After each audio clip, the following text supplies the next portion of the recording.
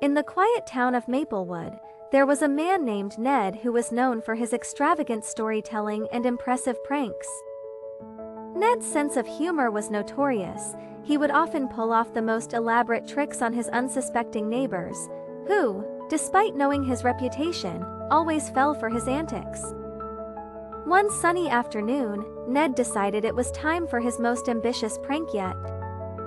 He had noticed that every day for the past week, Mrs. Wilson, his next-door neighbor, had been complaining about her overly noisy cat, Whiskers, waking her up at the crack of dawn. Seeing an opportunity, Ned concocted a plan that would not only entertain the entire neighborhood but also give Mrs. Wilson a story to tell for years to come. Ned spent the next 3 days creating a convincingly lifelike costume of a giant mouse. Once completed, he waited until the middle of the night to put his plan into action. Dressed in the mouse costume, Ned crept into Mrs. Wilson's backyard and settled under the large oak tree where Whiskers liked to hunt for birds. With dawn approaching, Whiskers began his usual race across the yard, but today his routine was about to take a turn.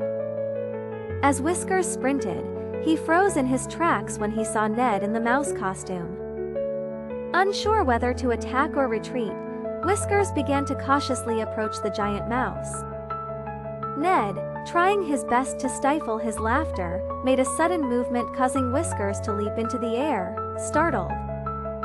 Instead of running away, Whiskers decided to stand his ground and began to hunt the bizarrely large rodent.